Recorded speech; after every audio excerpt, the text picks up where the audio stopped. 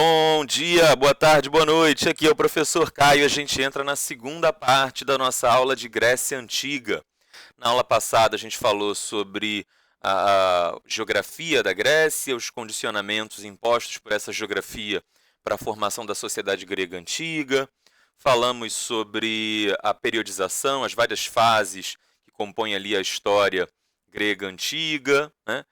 Chegamos até as polis e falamos especificamente da polis de Esparta. Foi a primeira que a gente falou até agora. E a gente foi analisando, dissecando ali o funcionamento da sociedade, das diferentes classes sociais, a educação espartana voltada para a guerra, mas ficou faltando falar de um aspecto de Esparta, da história de Esparta, que a gente fala agora, rapidamente, para poder avançar para a Grécia, que é o aspecto da organização política, tá? Como funcionava o poder em Esparta. Então vamos lá, vamos começar pelo grupo mais amplo, a Ápila. A Ápila era uma assembleia popular formada por todos, absolutamente todos os cidadãos com mais de 30 anos. Quem eram os cidadãos? Os cidadãos eram os esparciatas ou espartanos, os descendentes dos dórios, excluídos os ilotas, que eram os escravos, e os periecos. Tá? Então, Ápila é uma assembleia popular formada por todos os cidadãos. O que é um cidadão? São os esparciatas. Não é formada por todo mundo, só pelo grupo dos esparciatas, depois que o sujeito atingia a idade de 30 anos, porque aí aos 30 anos ele estava liberado do serviço militar obrigatório. Tá? Ele começava o serviço militar obrigatório ali quando passava a ser educado, a partir dos 7 anos, educado para a guerra, com treinamento físico, de estratégia e tudo mais, e até os 30, dos 27 aos 30 anos, por 23 anos, esse sujeito ele era praticamente uma propriedade do Estado, esse esparciata, e ele só poderia de fato exercer o poder político, ter as rédeas da sua vida nas mãos a partir dos 30 anos. Era a partir dos 30 anos, por exemplo, que ele ganhava o direito de se casar, né? E também de participar da Ápila. Então, aí é que se considerava que ele realmente alcançava a maioridade e dali ele estava realmente livre para ser considerado um igual em relação aos demais esparciatas. Tá? Essa Assembleia Ápila era relativamente mais ampla, tá? E a Ápila era responsável por aprovar ou não os projetos de lei enviados pela Gerúsia, tá? Sem contar que a Ápila elegia os gerontes e os éforos. Mas o que é isso? Gerúsia, gerontes e éforos. A Gerúsia, tá? Formada pelos gerontes, por 28 gerontes, era um conselho de anciãos, composto por pessoas que alcançassem mais de 60 anos. Lembrando que a expectativa de vida naquela época era muito menor do que a de hoje. Então, para o sujeito chegar aos 60 anos, era realmente uma coisa já um pouco mais rara. Tá? Não era a maioria das pessoas que alcançava essa idade naquele momento. O sujeito, quando chegava à idade de 60 anos, ele podia ser eleito, né? Não todo mundo necessariamente fazia parte ao mesmo tempo da Gerúsia, eram só 28 vagas, mas o sujeito, a partir dos 60 anos, ele poderia ser eleito para a Gerúsia. Tá? Se você tiver dificuldade de lembrar esse nome, tenta lembrar, por exemplo, o nome da especialidade médica que cuida dos idosos. O médico que cuida das crianças é o pediatra. O médico que cuida dos idosos é o geriatra, porque geros em grego significa velho, idoso. Tá? Então, geros, gerúsia, era a assembleia dos idosos, dos anciãos. Tá? Essa assembleia ela formava os projetos de lei, né? Ela criava projetos de lei, enviava para a Ápila e a Ápila aprovava ou não esses projetos. Tá? Então, além dos gerontes da Gerúsia, também havia um outro conselho que eram os chamados éforos. Os éforos seriam muito próximos do que a gente chamaria de poder executivo. Eram eles que cuidavam de fato do poder no cotidiano em Esparta. Tá? Então, as decisões práticas de relações internacionais e tal estavam nas mãos ali dos éforos. Era um conselho de 5 éforos eleitos anualmente. Tá? E, por último, tá? Havia também, simultaneamente, 2 reis. Tá?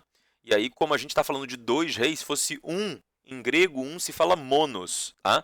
Um rei, monarquia. 2 reis, diarquia. Tá? Então, a gente vai dizer que quando tem um rei, esse rei ele é o monarca. Quando são 2 reis, eles são os diarcas. Tá? Então, além dos Éforos, do Conselho dos Éforos, da Gerúsia e da Ápela, que exerciam ali a Ápela e a Gerúsia funções legislativas, já os Éforos uma função executiva, havia também a diarquia, eram 2 reis. Você vai me dizer, ué, mas se as funções executivas estavam nas mãos dos Éforos, eram os Éforos que de fato aplicavam as leis e cumpriam as regras em Esparta e mantinham a cidade funcionando, para que serviam esses 2 reis? Esses reis eles serviam para execução de funções religiosas e funções militares. Tá? Então, por exemplo, num caso de guerra, um desses reis pegava uma parte do exército e ia para fora de Esparta lutar a guerra, e o outro rei ficava em Esparta com uma parcela do exército para manter a ordem na cidade, para evitar uma revolta de periecos, para evitar uma revolta de ilotas, para manter as coisas funcionando e proteger a retaguarda da cidade. Tá? Eu sei que às vezes parece um pouco redundante, né? A gente está acostumado a pensar num monarca como o sujeito que exerce as funções executivas. Aqui os diarcas eles não exercem sozinhos essas funções executivas, ou pelo menos não exercem as funções executivas mais importantes, mas sim os éforos. Tá? Os diarcas aqui, eles na prática têm uma função muito limitada. Tá? E aí muita gente fala, então Esparta não era uma monarquia, era uma diarquia. Bom, tecnicamente, no papel, era uma diarquia, tá? Porque você tinha 2 reis. Mas esses reis em si, eles não eram reis absolutistas, todo-poderosos, que mandassem o que eles quisessem da cabeça deles. Tá? Na verdade, a gente vai dizer que, de forma geral, o poder em Esparta ele atendia a uma organização, uma estrutura oligárquica. Tá? Esparta era uma oligarquia, em grego oligos, pouco, arquia, poder. O poder estava nas mãos de poucos indivíduos. Que poucos indivíduos eram esses? A classe dos esparciatas, tá? Que eram a minoria da sociedade. A maioria da sociedade era formada pelos periecos e pelos ilotas. Tá? Então a gente tem uma estrutura muito pouco democrática, na verdade antidemocrática. Tá? É esse pequeno grupo de esparciatas que domina a sociedade e impõe o seu comando, a sua vontade sobre todo o restante, sobre a maioria das pessoas que tem que trabalhar, pagar impostos e manter a riqueza e o luxo de vida desses esparciatas. Tá? Então, essa é basicamente a estrutura de poder em Esparta. Avançando um pouquinho, a gente entra agora em Atenas. Atenas, assim como Esparta, também tinha uma sociedade estratificada, estamental, em que as classes sociais, os grupos sociais, eram hereditários, eram perenes, eram vitalícios. Você entrava num grupo, você não podia mudar de grupo social. Eu agora, de repente, era pobre, aí alguma coisa aconteceu na minha vida, eu virei da elite. Isso não existia em Atenas. Era uma sociedade de baixa mobilidade social, tá? Focada na atividade comercial. Tá? Atenas era uma cidade que estava voltada para o mar. Esparta, por exemplo, não tinha litoral, não tinha praia em Esparta. Ela ficava bem no meio de uma península, a península do Peloponeso. Tá? E ali não tinha, no local exato em que Esparta foi criada, não tinha acesso ao mar. Então os espartanos eles tinham pouca intimidade, eles eram pouco afeitos, diferentemente da maioria dos gregos, ao contato com o mar. Os atenienses não, os atenienses eles eram uma típica talassocracia. Lembra aí do que a gente falou lá atrás na aula de Fenícios. Talasso em grego, mar, cracia, poder. O poder estava nas mãos dos indivíduos que se relacionavam ali com o mar, com a atividade comercial. Tá? Pelo menos durante um certo momento, Atenas vai ter ali uma talassocracia, vai ter uma aristocracia. A gente vai entrar melhor nas formas de governo daqui a pouco, tá? Mas a princípio era isso, existia uma atividade comercial que era muito importante. Tá? Por último, Atenas também teve um desenvolvimento muito grande, tanto político quanto filosófico e cultural. Atenas vai ser a polis da Grécia que vai desenvolver a forma de governo mais inovadora, mais radicalmente desafiadora da antiguidade, que vai servir de inspiração e de modelo para as nossas formas de governo hoje em dia no Ocidente, né, contemporâneo. Grande parte da filosofia que você aprende é uma filosofia que tem uma base nos gregos. Né? Grande parte da nossa cultura, mesmo termos do nosso vocabulário, vem do idioma grego. Enfim, os gregos eles adaptaram o alfabeto fenício, e esse alfabeto ele vai acabar passando depois para Roma e vai chegar na nossa cidade atual. Por exemplo, os gregos vão ser grandes desenvolvedores da matemática. Você certamente já deve ter ouvido falar lá do Teorema de Pitágoras, do Tales de Mileto, enfim. Então, esse desenvolvimento econômico, cultural, filosófico, político, vai ser muito marcante em Atenas. Enquanto, quando você pensa em Esparta, a gente costuma ter uma visão muito monotemática, Esparta, guerra. Quando você pensa em Atenas, você pode pensar num monte de coisa ao mesmo tempo, tá? Porque Atenas tinha uma sociedade muito desenvolvida, muito diversificada, tá? Vamos entender melhor o funcionamento dessa sociedade. Olha aí o local em que se situava a cidade de Atenas, tá?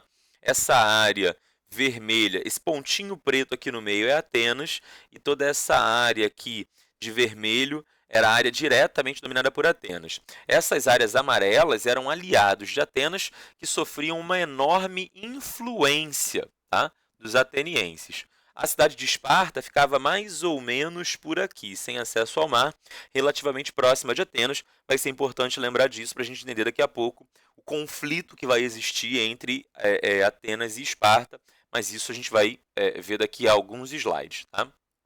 Antes de chegar lá, composição da população. Quem era cidadão em Esparta no ano 480, no ano 432 e no ano 400 a.C., tá?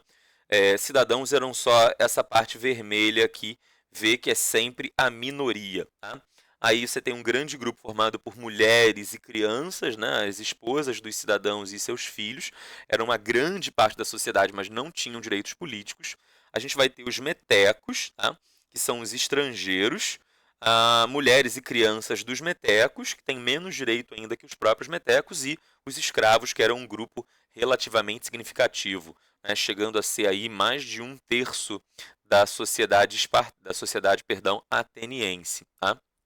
Então, é importante você ter essa noção de quando a gente fala de política em Atenas, a política normalmente era uma atividade dos cidadãos, e os cidadãos eram essa minoria aqui, que no melhor dos casos, na melhor das hipóteses, não chegava sequer aos 20%, estava ali por volta dos 15% a 17%, mais ou menos, da sociedade. Tá? Vamos falar melhor sobre esses grupos. O grupo dos cidadãos, tá? Dentro daquele grupo vermelhinho ali embaixo dos cidadãos, ainda assim não era todo mundo igual, não. Você tinha grupos diferentes, você tinha subgrupos dentro do grupo dos cidadãos. Tá? O primeiro grupo eram os eupátridas. Os eupátridas eram uma espécie de aristocracia. Tá? Era uma aristocracia, eram chamados bem-nascidos, eles tinham privilégios, eram donos de terras, enfim, eram pessoas ricas, poderosas, que não precisavam trabalhar para sobreviver. Eles eram pessoas que se dedicavam à filosofia, que se dedicavam ao teatro, à arte, à cultura, à matemática, justamente porque não precisavam gastar o seu tempo ganhando dinheiro para sobreviver, para comprar o pão de cada dia. Eles já tinham o pão de cada dia garantido pela riqueza que receberam de forma até hereditária. Tá? Abaixo deles a gente tem os georgóis, que eram pequenos proprietários de terra, não eram pessoas tão ricas quanto eupátridas, precisavam trabalhar na própria terra, normalmente não tinham grana para ter um monte de escravos. Os eupátridas, eles não trabalhavam com uma enxada na mão na sua própria fazenda, eles botavam escravos para fazer essa atividade. Os georgós normalmente eram pessoas que trabalhavam as terras ali em regime de agricultura familiar, buscando subsistência. Abaixo teremos os demiurgos, que eram os comerciantes e artesãos, e, por último, os tetas, que eram trabalhadores assalariados. Então, um georgoi poderia, por exemplo, contratar alguém para ajudar na época da colheita a fazer a colheita da sua plantação. Não era alguém que ele teria que manter ali de forma permanente, pagava um salário temporário, e esse sujeito que estaria trabalhando ali na fazenda do georgoi seria um teta. Ou então o sujeito que trabalha para o comerciante, para o artesão, para os demiurgos, também de forma assalariada seria um teta. Tá? No grupo dos não cidadãos, a gente tem os metecos, que eram os estrangeiros que moravam em Atenas e se dedicavam a comércio e artesanato. Tá? Os não cidadãos eram proibidos de ter acesso à terra. Não cidadão, meteco, não podia comprar uma fazenda em Atenas, tá? Ainda que tivesse muita grana para isso. Porque isso era até considerado uma forma de garantir a segurança nacional em Atenas. Se imagina, vários estrangeiros começam a vir comprar as terras, e aí suponha que de repente esses estrangeiros estavam com um plano de dominar Atenas, de destruir a cidade, né? E aí eles começam a simplesmente não mais produzir alimentos ou não mais vender esse alimento para os cidadãos atenienses. Então, para até manter ali a garantia de segurança alimentar da cidade de Atenas, Meteco não podia ter terra em Atenas, tá? Dedicava-se no máximo a comércio e artesanato. E ainda assim, era um grupo bem minoritário. E um grupo muito significativo eram os escravos. Os escravos poderiam ser escravos por guerra ou escravo por dívida, assunto sobre o qual a gente já falou lá atrás, se não me engano, na aula de Hebreus ou na aula de Mesopotâmia, enfim, na aula de Antiguidade Oriental a gente falou desses dois tipos, dessas duas modalidades de escravidão, por guerra e por dívida. É a mesma coisa aqui na Grécia, vai ser a mesma coisa depois em Roma, escravidão por guerra e por dívida. Isso era uma forma muito comum de escravidão em toda a Antiguidade, clássica ou oriental. Tranquilo?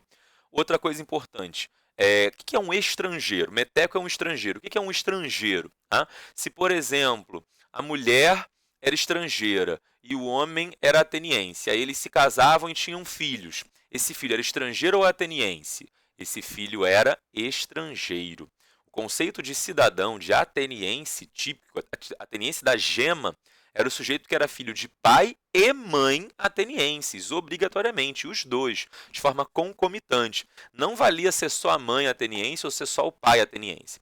Há diversas sociedades, ou enfim, houveram diversas sociedades ao longo da história, em que a cidadania, a linhagem, ela poderia ser passada em linhagem matrilinear, ou seja, se a mãe é daquele grupo, então o filho também é. Patrilinear, se o pai é daquele grupo, então o filho também é.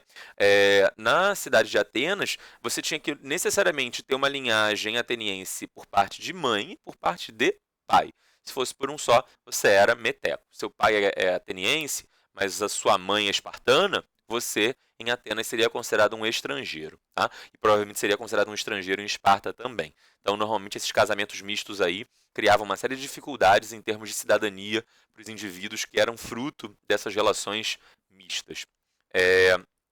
A gente entra agora nas formas de governo que vão acontecer, que vão se desenvolver ali em Atenas. Enfim, de forma mais específica, o trajeto que Atenas vai fazer para sair de um governo aristocrático, de um governo monárquico, para chegar até a tradicional, a conhecida, a famosa democracia. A forma de governo chamada de democracia, que nós hoje no Brasil cultivamos, o Brasil é um Estado democrático de direito, os Estados Unidos são uma democracia, França, Argentina, Uruguai, Paraguai, Chile, Bolívia, México, Alemanha, quase todo o mundo ocidental hoje, né, contemporâneo, civilizado, é democrático. Essa é a forma de governo que predomina no mundo, pelo menos desde a Revolução Francesa. Desde a Revolução Francesa a gente começa a ter esse impulso em direção à democracia, né, que vai crescentemente se espalhando e aumentando pelo mundo. Essa forma de governo ela se originou inicialmente em Atenas. Tá? A democracia ela não é um fruto da Grécia como um todo. Ela é um fruto de Atenas em particular. Tá? Atenas era praticamente a única democracia durante muito tempo na Grécia. Tá?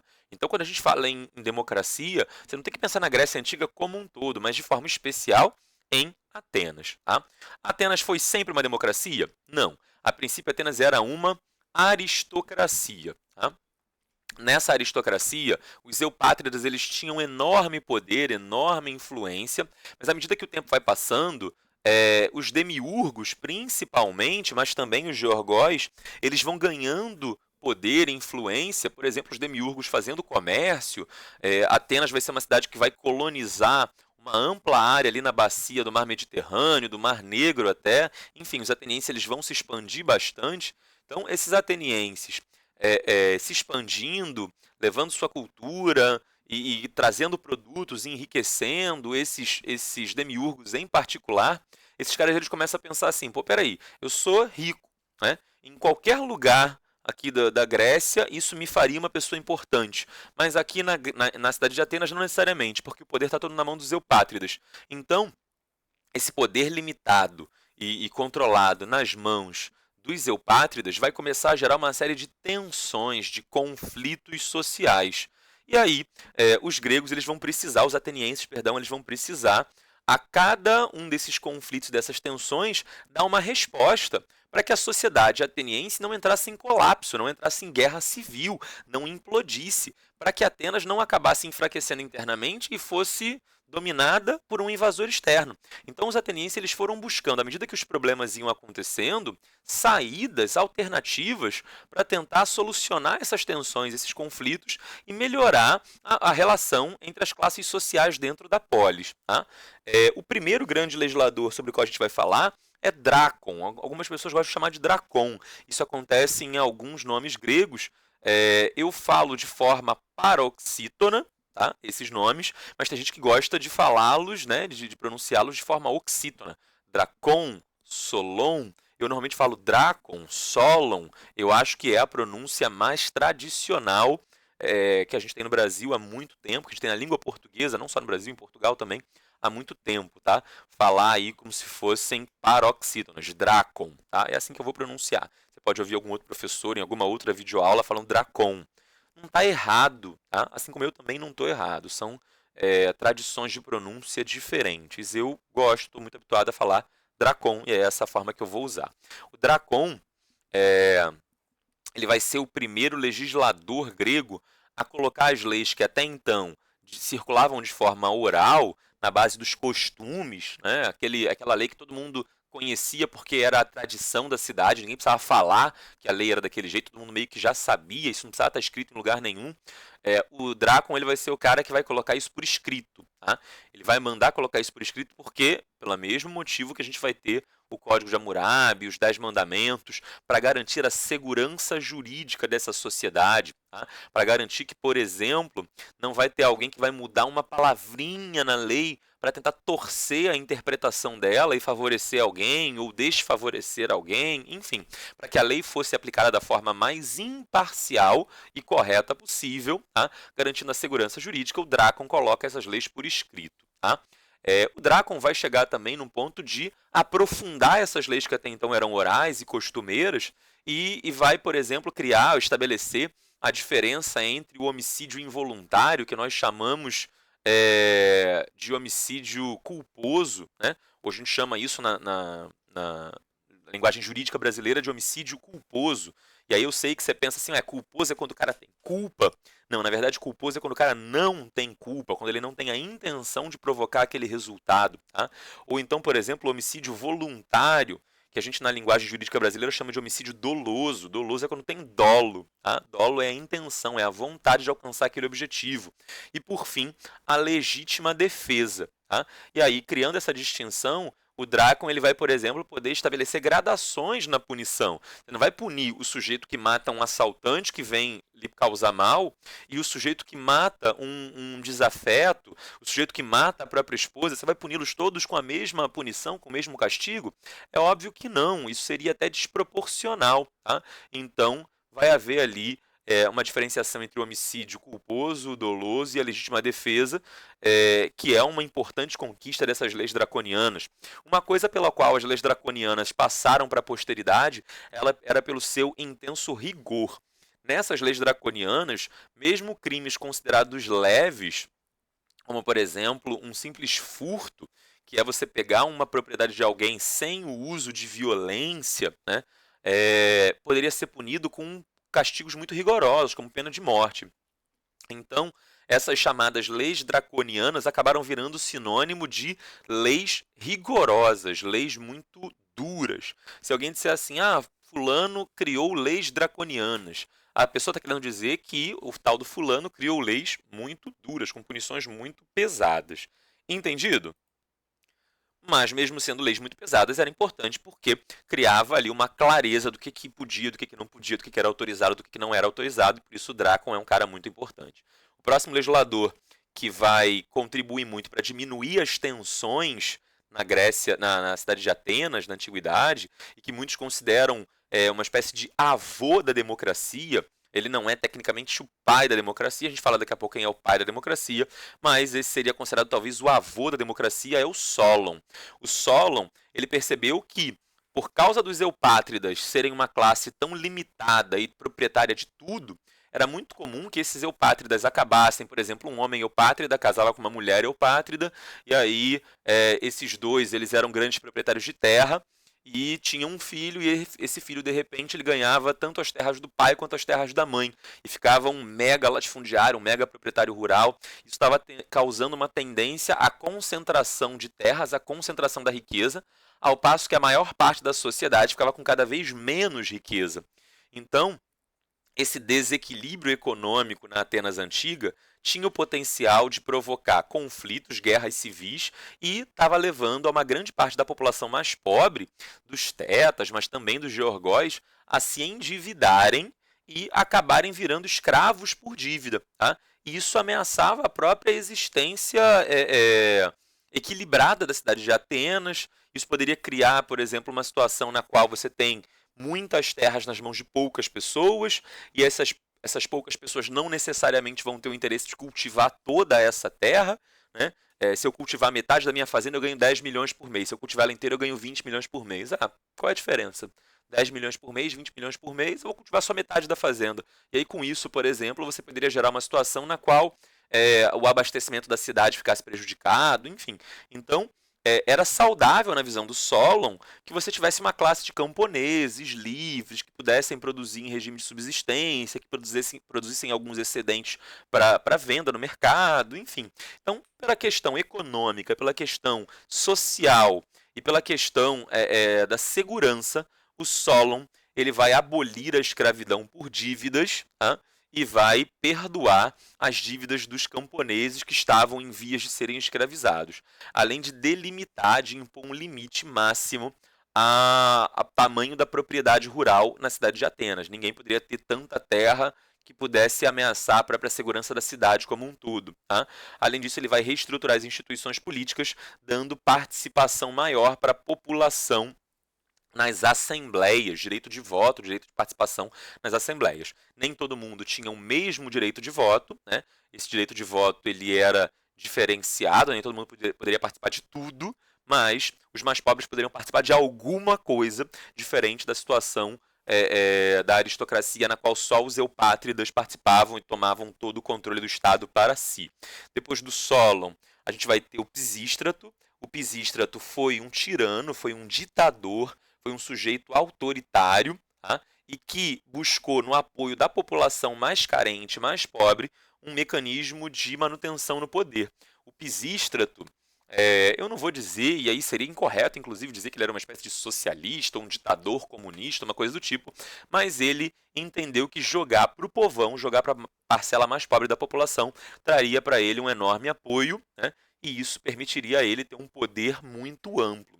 Então, o Pisístrato ele vai realizar um processo de reforma agrária, vai instituir uma série de grandes obras públicas, como se fosse, por exemplo, uma espécie de PAC, de Programa de Aceleração do Crescimento, alguma coisa do tipo, em que essas grandes obras, pagas com dinheiro público, vão precisar buscar os desempregados para trabalharem nessa obra. Com isso, você reduz o desemprego, gera uma distribuição de renda. Tá? A reforma agrária permite também o acesso da população camponesa à renda, à riqueza, tá? E esse Pisístrato ele vai acabar comprando uma grande briga com os eupátridas, com a elite. Tá? Mas como ele tinha apoio da parte mais pobre da população, que era a maioria, ele acabou ficando no poder até o fim da vida. Quando ele chega ao fim da vida, ele deixa o poder para o seu filho Hípias, que também vai governar por um certo tempo, até o ano de 510 a.C., quando vai ser expulso da cidade de Atenas por uma rebelião ali, por uma conspiração dos eupátridas. Os eupátridas então vão conseguir chutar o Hípias para fora. Tá? Depois do Hípias a gente tem o Clístenes, esse sim é o pai da democracia. Se o Solon era o avô, o Clístenes é o pai da democracia. É graças ao Clístenes que a gente vai ter mais diretamente a criação de um sistema democrático em Atenas.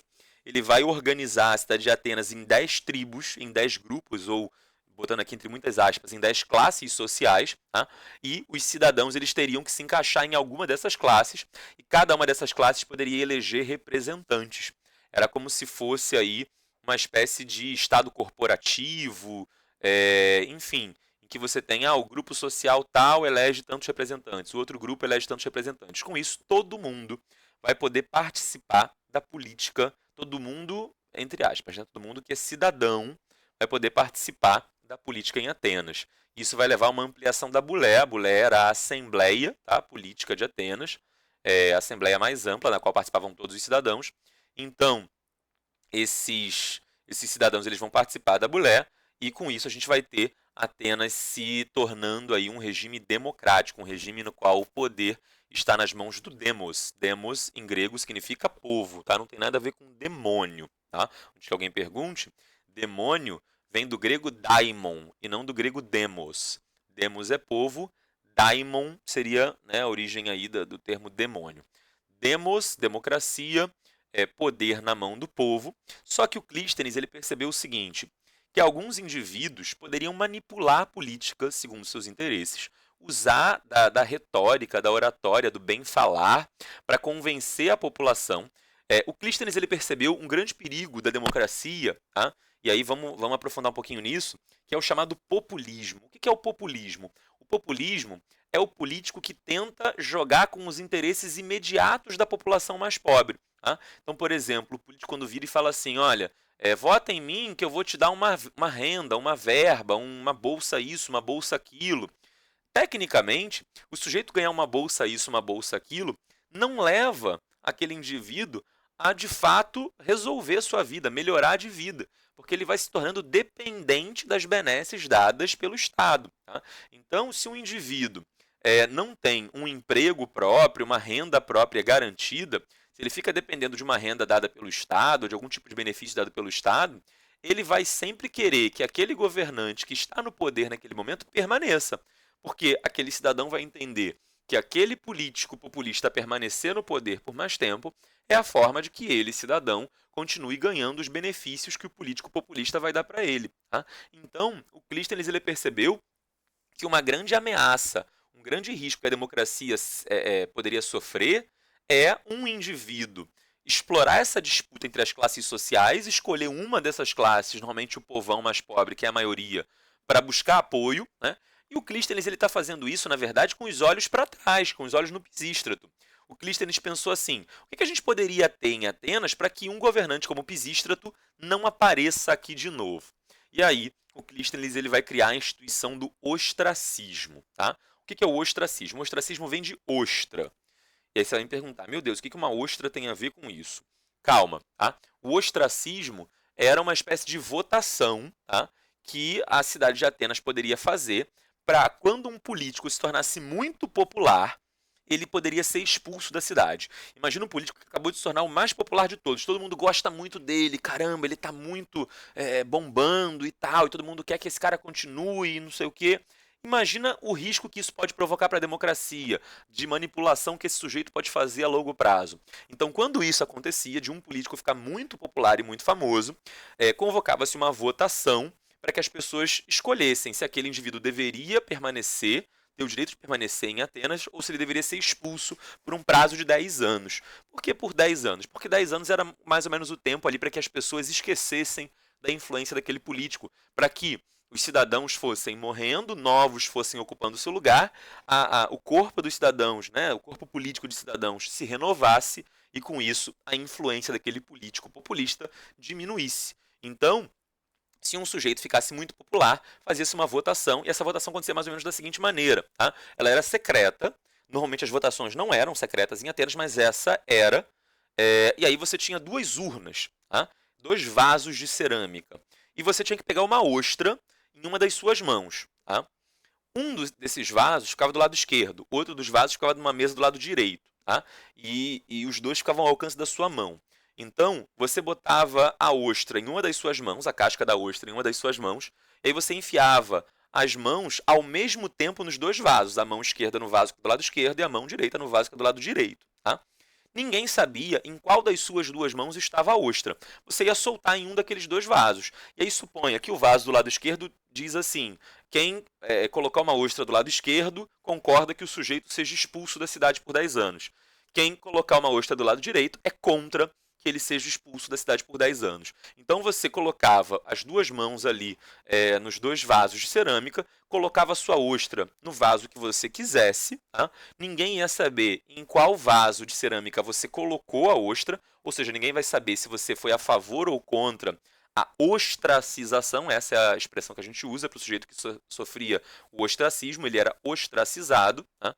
Então, ninguém sabia em quem cada cidadão havia votado, ou como cada cidadão havia votado, se a favor ou contra o ostracismo, e com isso você poderia dar aos cidadãos a liberdade de expulsar um líder político que pudesse ser uma ameaça, sem que esse líder político pudesse saber quem foi a favor dele ou quem foi contra, e, portanto, sem que esse líder político pudesse se vingar depois. Você vai me falar assim, Caio, que sistema complexo. Não era mais fácil eles escreverem num papel, se eles querem sim ou não, se eles querem expulsar o sujeito do país ou não, da cidade ou não? Isso seria de fato possível se a população fosse majoritariamente alfabetizada. Não necessariamente as pessoas eram alfabetizadas nessa época. Muitos dos cidadãos, inclusive, não eram alfabetizados. As elites, sim, sabiam ler e escrever, mas os tetas, os indivíduos mais simples da cidade, não necessariamente sabiam ler e escrever. E eles tinham o direito de participar, mesmo sem saber ler e escrever. De forma geral, eles votariam verbalmente, falando: olha, eu sou contra, eu sou a favor, ou levantando as mãos. Tá? Mas no caso da votação para o ostracismo, isso poderia criar inimizades com o líder político que estava sendo julgado ali, que estava sendo avaliado, e esse líder político poderia posteriormente se vingar. Então, para evitar isso, o voto nesse caso era feito de forma secreta, por meio desse sistema aí de ostras escondidas nas mãos, e aí você colocava uma ostra, né, no vaso que representasse a opinião com a qual você concordava. Enfim, falei muito do Clístenes e do ostracismo, principalmente. A gente entra agora no Péricles. Péricles não era um cantor de samba, de pagode daquela época. Tá? Péricles era um líder político justamente no momento de maior influência de Atenas. Tá? No momento em que Atenas ali está combatendo os persas e logo depois em que Atenas está lutando contra Esparta. Tá? Péricles ele vai ser o líder da chamada Atenas clássica, é Atenas no período clássico. É o momento de máximo desenvolvimento da filosofia ateniense, da filosofia grega, máximo desenvolvimento da dramaturgia, enfim. E é nesse momento que o Péricles começa a iniciar uma política de imperialismo ateniense sobre toda a região que estava sob influência de Atenas. Lembra aquele mapa que a gente viu ali atrás, em que a parte vermelhinha representava a cidade de Atenas e as partes amarelas eram as cidades sob influência de Atenas? Então, essas cidades de amarelo, sob influência de Atenas, eram as cidades que sofriam imperialismo ateniense. Tá? Essas cidades eram, a princípio, aliadas, formavam um grupo chamado Liga de Delos. Eu falo daqui a pouco o que era a Liga de Delos e como ela foi formada, tá? Mas a princípio eram cidades que compunham a Liga de Delos e Atenas era a líder da Liga de Delos. Com o passar do tempo, né, a princípio todas essas cidades da Liga de Delos elas tinham igual importância, era uma espécie de ONU da época, ONU liderada por Atenas, mas à medida que o tempo vai passando, Atenas vai tirando maiores e maiores benefícios dessa aliança, dessa liga, e vai impondo o seu domínio sobre todo mundo. Tá? Isso vai despertar, por parte dos espartanos, o temor de que Atenas pudesse querer unificar a Grécia inteira e os atenienses quisessem se tornar imperadores da Grécia, e com isso tirariam a liberdade das polis gregas, tirariam a liberdade deles, espartanos, né, que, enfim, prezavam muito pela sua liberdade, pela sua autonomia e não queriam se submeter a ninguém. Tá? Então, esses aí são os 5 pensadores: o Drácon, Solon, Pisístrato, Clístenes e Péricles. Não são os únicos legisladores da Grécia Antiga, mas são, sem dúvida, os mais importantes. Tá? Vamos falar rapidinho da condição da mulher em Esparta, em Atenas, e é importante destacar, tá? Normalmente a gente parte da seguinte pressuposição: os espartanos eles eram brutos, só pensavam em guerra, jogavam as crianças com deficiências físicas do alto de um penhasco para matá-las. Né? Então a gente normalmente tende a projetar sobre os espartanos tudo que há de ruim. E aí você começa a pensar, esses espartanos então eles deviam ser muito machistas, eles deviam ser tudo de ruim. Já os atenienses gostavam de filosofia, aí você já pensa no seu professor de filosofia, que é uma pessoa inteligente, sensível, delicada, etc, etc, etc. E você fala, então Atenas era uma cidade tudo de bom, lá eles deviam ser super tolerantes com as mulheres. É isso? Não, é exatamente o oposto disso. Olha a pegadinha, tá?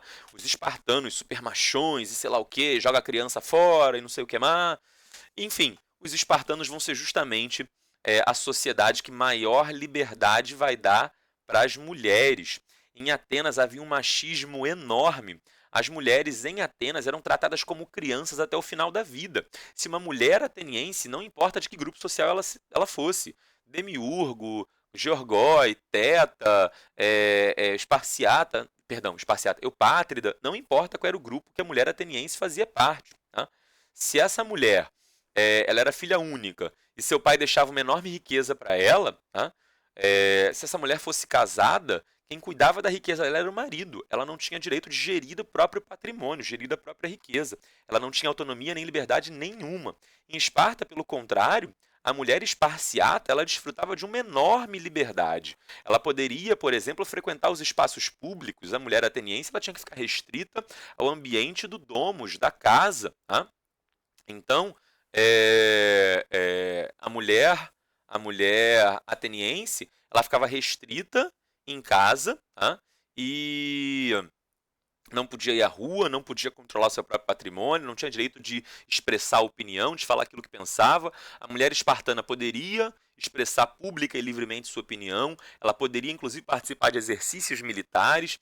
Tem notícia de mulheres ocupando cargos administrativos em Esparta, tá? Ao contrário do caso de Atenas. Para representar, para simbolizar isso, tá? Eu vou ver se eu coloco na descrição do vídeo, tá? Um link para uma música de um grande músico, compositor e cantor brasileiro chamado Chico Buarque. O Chico Buarque ele ganhou um prêmio literário no ano passado, em 2019, pela sua obra poética, literária e tal. Enfim, a música dele é uma música que em si também é muito poética, enfim, tá? E aí, eu queria que você, se pudesse, depois que acabar de assistir essa aula, vá no link que está na descrição do vídeo, encontre essa música, tá? Se você estiver vendo na TV, eu sei que pela TV, por exemplo, é mais difícil você acessar a descrição e os links que estão na descrição.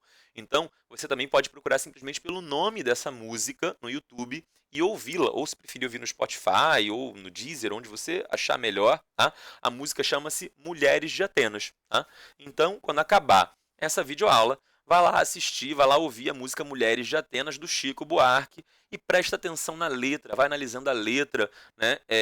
E já sabendo que o Chico Buarque ele fala de forma irônica, tá? Na canção. Ele diz, o refrão, o principal verso que ele repete na canção é: mirem-se no exemplo daquelas mulheres de Atenas, ou seja, siga o exemplo das mulheres de Atenas.